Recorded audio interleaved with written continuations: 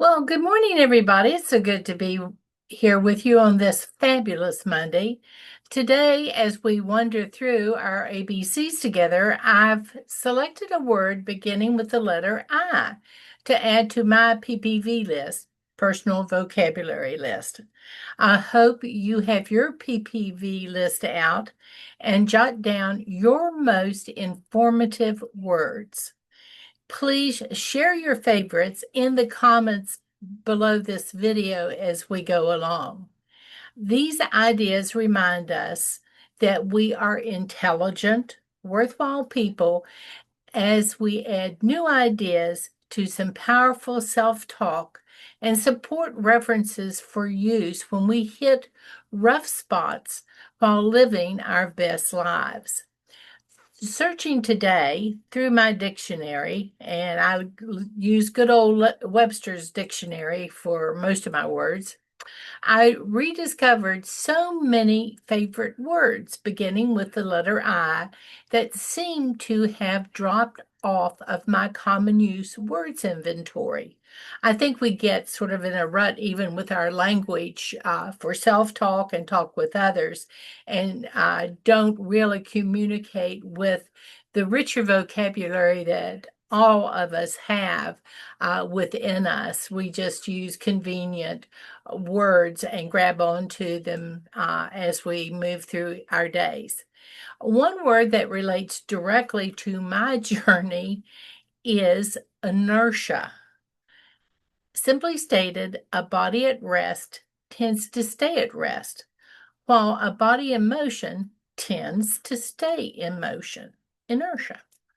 If you have had trouble igniting your desire after turning it off, the law of inertia may be playing a role in your lack of progress. Despite our best intentions, finding the impetus to get up off the couch after flopping there for a while is not intuitive, no matter how industrious or inspired I may think I am. I just don't seem to do it naturally. The effort necessary to get moving again can be immense. I can sit there on that couch and think of all the reasons why I should just relax and enjoy myself right there. And that's not going to get me anywhere I really want to be. But there I sit. The same pattern is identifiable when I immerse myself in detrimental eating habits. I don't know if you've ever done that, but guilty as charged. I have been known to do that from time to time. Uh, the effort, again, is immense to change those eating behaviors in the direction of more positive outcomes. These actions are simply incorrect and need to be immobilized immediately, if not sooner. Um, have you ever sit there with a bag of chips and looked down a few minutes later and wondered where they went? Well, they probably went inside your tummy when you weren't paying any real attention to what you were doing. I know I am on a good path and things are working for me when my inertia is in motion in the right direction. Staying at rest does not work to me, and I need to be sure that when I do get moving, that I get moving in the right direction. I know that good path very well. I know that when things are working correctly for me and when I'm heading in the right direction, and I think you do too. I feel like nothing is ever going to stop me again. I'm going to make it this time. It doesn't take a lot, though, to run amok. I make a U-turn, I turn in the wrong direction, or I take a detour, and suddenly I'm heading down a road that wasn't on my map, and I'm gathering speed. It can get steep, windy, and may require putting on the brakes to stop and restart. Over the weekend, I had an inertia moment that was really pretty significant. Does this sound like anything that you have ever been going through in your life? Um, Found myself looking in my icebox. Yeah, that's what the refrigerator used to be called, for some type of inspirational food or drink, and spotted ice cream in the freezer. The temptation immobilized me, but I managed to get the door closed on the freezer before I grabbed the carton of ice cream. That started an inspection of the kitchen cabinets. There wasn't anything new there since I had checked contents about 15 minutes before. I rediscovered the can of icing and buried it behind the cream of tartar. Indulging in such things really is not helpful in my journey, and I don't think it's helpful in your journey either. The temporary food pleasure fades quickly and does not satisfy the hunger that usually isn't hunger based. It has much more to do with appetites or satisfying feelings or emotions.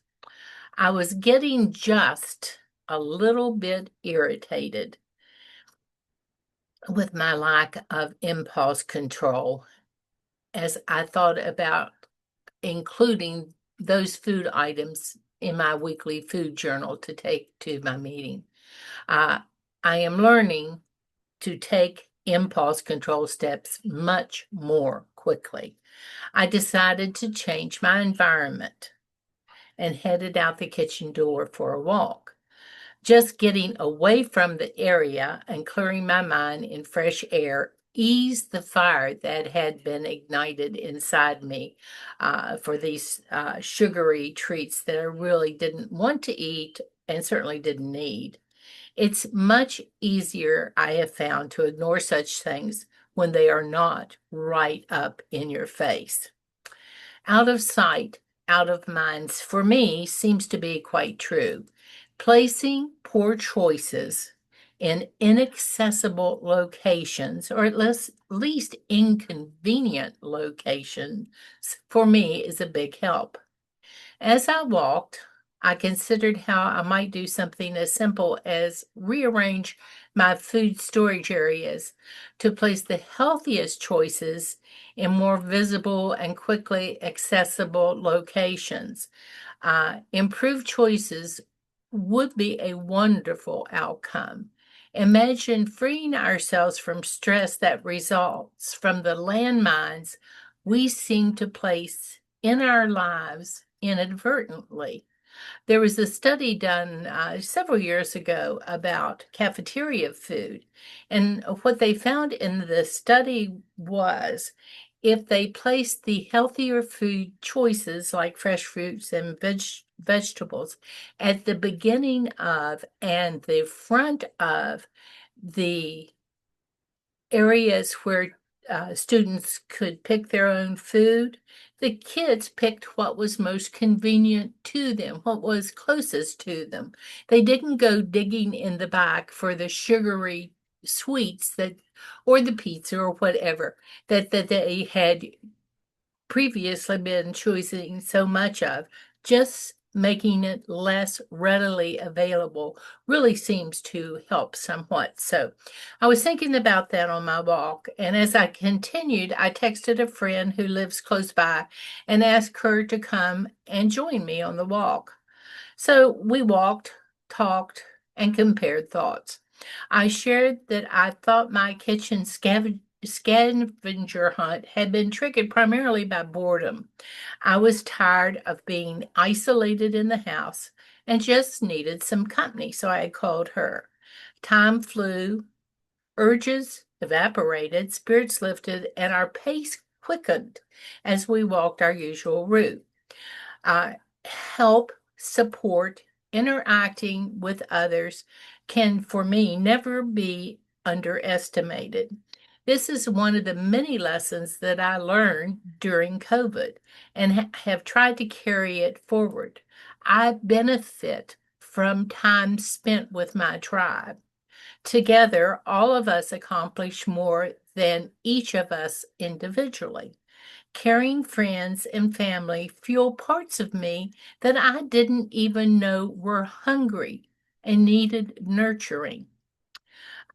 Do you ever get those feelings yourself that you're hungry for something, but nothing seems to really be calling you in the food category or drink category, but you're still hungry inside? For me, that's often a trigger indicating that my social and emotional areas need fed as well.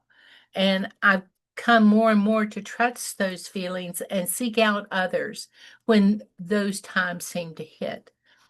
The repeated incursions to my food storage were just the tip of my iceberg on which I am floating. In the moment, I was craving company of interested, informed, intelligent people who could identify with me. During our walk, my friend helped me by listening to regain my momentum and reestablish the inertia of moving in a positive direction.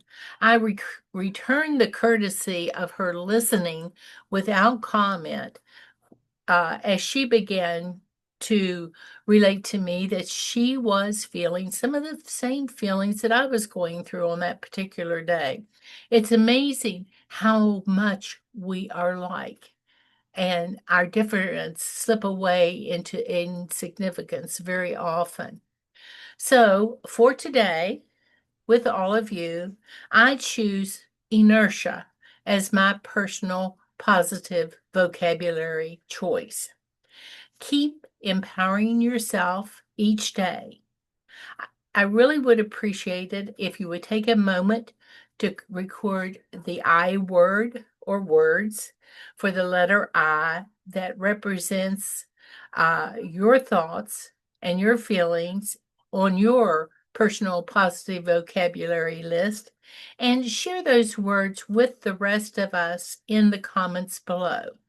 Now go out there, have a great day, and keep on moving. Set your inertia toward your future. Talk to you later. Bye for now.